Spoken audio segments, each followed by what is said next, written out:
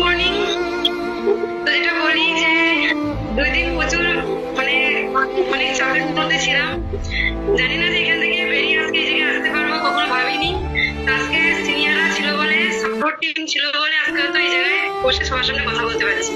আমি প্রথমে যখন ওই রকম সিচুয়েশনের মধ্যে ছিলাম ভেবেছিলাম হয়তো স্মার্ট রোড করা হবে না, হয়তো এখানে আসতে হয়তো স্টপ হয়ে যাবে, সবকিছু আর শেষ হয়ে যাবে, এখানে হয়তো বেরিয়ে যেতে পারবো না। ওখানে এমন ভাবে আটক করা হয়েছিল আমাকে, ওখানে আমার কথা ওখানে কেউ গ্রাহ্যই করছে না, আমার কথা কেউ শুনছেই না, মানে এতটা সিচুয়েশন খারাপ ছিল ওখানে। তো সে জায়গা থেকে একমাত্র সিনিয়র হেল্প করেছিল, তার জন্য কিন্তু আজকে এই জায়গায়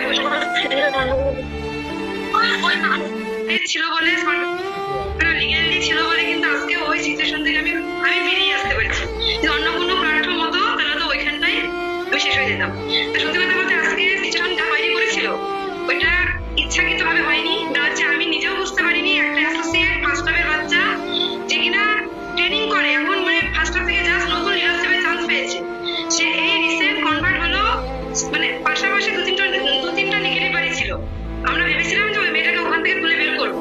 তো সেদিন সকালবেলা মেয়েটাকে ফোন করি আমি, এবং আজকে ওইদিকে যাচ্ছি, কাজ আছে, বলতে দিদি তুমি আসো, আমার অনেকগুলো ইনভাইট আছে, আমি একা একা করতে পারছি না। আর ওর যে সিনিয়র ছিল সে নেগেটিভ হয়ে গেছে। তা আমি গেলাম, আমাকে গলাপুকুর বাজারে নামলাম, আমাকে সাইকেলে করে নিয়ে যেখানে ইনভাইট হবে সেখানে বাড়িতে নিয়ে গেল। নিয়ে যাওয়ার পরে 8 ঘন্টা ওখানে বসে, মানে 8 ঘন্টা নয়, ওর থেকে 15 মিনিট কথা বললাম, গল্প করলাম। ওদের প্রথম থেকে যখন বাড়িতে ঢুকলাম ওদের অ্যাক্টিভিটি গুলো ভালো লাগতো, তো কথাবার্তা কিরকম মানে করতে ভালো নয়।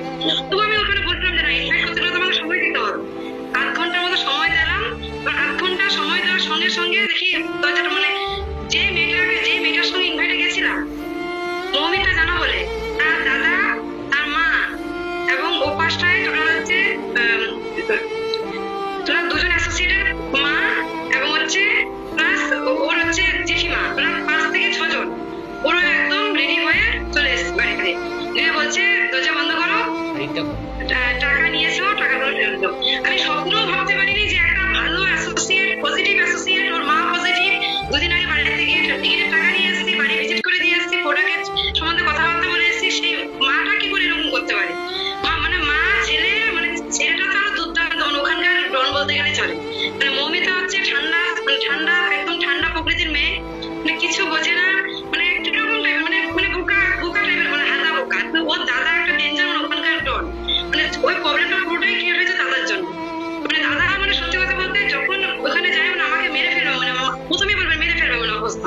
আগে ফোন দে, মানে গলার চেন ছিঁড়ে নিয়েছে, ফোন দে, তোর ব্যাগ টেনে নিয়েছে, ব্যাগে কত টাকা আছে বের কর, মানে তোকে যদি আজকে টাকা যদি পেমেন্ট করে না দিতে পারছ আঙ্গুল কেটে ওখানে এসে করবো, ফিঙ্গারপ্রিন্ট নেবো, এরকম একটা সিচুয়েশন। তারপর ওখান থেকে মানে কষ্ট করে বাড়ি থেকে বেরিয়ে এসেছি, ফিরে আসার পরে বলছে ওকে কাছে বাঁধ। ওখানে আমার কথা আমি কিছু যে বলবো পুরো সিচুয়েশনটা ওখানে নেই।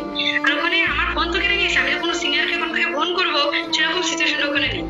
তারপর ওখান থেকে আস্তে আস্তে করে একটু গেলাম, আমাকে আমার উন্না ছিল, এই উন্নাটাই ছিল, এটা পরেই ছিলাম, জামা তো নিয়ে যায়নি, এগুলোটা পুরো গাছে বেঁধে দিয়েছে, হাত পা বেঁধে দিয়েছে, মানে মহিলাগুলো একের পর এক আসতে, আর মানে যে সিস্টেম সম্বন্ধে কিছু জানে না সেও সিস্টেম নিয়ে নেগেটিভ কথাবার্তা বলছে, যে ওকে আটকে রাখো, ধরে রাখো, এই সবকিছু করেছে, যেতে দেবে না, ওকে ছাড়বে না, ওকে যা খুশি তাই করো, মানে এরকম একটা ব্যাপার। মানে ওখান থেকে যে আমি কিছু বলবো আমার কথা কেউ শুনছেই না, আর বলছে আমাকে কিছু বলতে মারতে আসছে, মানে ওখানে আমার কথা কোনো সিচুয়েশন নেই। তারপর আমার বলছে যে আমার ফোনটা নিয়েছে, তোর অ্যাকাউন্টে কত টাকা আছে, তুই ফোনের হচ্ছে পাসওয়ার্ড দে, তোর আঙ্গুল কেটে ওখানে এসে ফিঙ্গারপ্রিন্ট দে। তখন আমি কিছু বলতে পারছি, তখন ওখান থেকে যে বাড়িতে ইনভাইট করতে গেছিলাম ওই বাড়ির কাকুটা বেরিয়ে এসে বলছে যে দেখো আমার বাড়ির সামনে যদি তোমরা ওকে মেরে ফেলো আমার কোনো আপত্তি নেই, কিন্তু আমার বাড়ির সামনে মারবে না, ওকে অন্য কোথাও নিয়ে গিয়ে মারো, আমরা কিছু করবো না, আমরা যা কিছু বলবো না, কাউকে কিছু করবো না, তোমরা মেরে ফেলো, কোনো সমস্যা নেই। ওরা যেগুলো সাপোর্ট করবে বাড়ি থেকে বেরিয়ে সেটাও কিন্তু করছে না, তুমি যাও নিয়ে যাও, ওকে মেরে ফেলো, এখানে মেরে দিলে কোনো সমস্যা নেই, কেউ কিছু বলবেও না। ও ইনভাইট করতে এসছে, এখানে এসছে, কাউকে বলে দিই, কোনো সিনিয়র জানে না, কাউকে পক্ষেও টের পাবে না, ওকে মেরে দিয়ে চুপ করে একটু রেস্ট নে, ঠিক আছে আমরা বুঝেছি তোর বস, ঠিক আছে আমাদের ঘরের মেয়ে ঘরে ফিরে এসছে, এর থেকে আমরা বেশি কিছু চাই না। সঙ্গে সঙ্গে সবসময় থাকতো। ওই ম্যাডামের নাম্বারে ফোন করেছি, ফোন করে যখন স্যারা বললো যে আমরা যাচ্ছি থানাতে, এই ডকুমেন্ট জমা করতে পারবে, শুনে আমার সেই লেভেলে আনন্দ লাগছে। তারপরে যখন আবার ফোন করে দেখি সবার ফোন আর কেউ ধরছে, তখন আরো ভয় লাগছিল। তো ওখান থেকে যখন বেরিয়ে এলাম, মনে হলো না মানে কি বলবো, একটা নতুন একটা জীবন পেলাম। মানে এরকম একটা সিচুয়েশন লাইফে কখনো ঘটেনি। দেখে বুঝতে পারি যে প্ল্যানিং হয়েছিল, ওদের আগে থেকে সাজানো ছিল সবকিছু। মানে প্ল্যানিং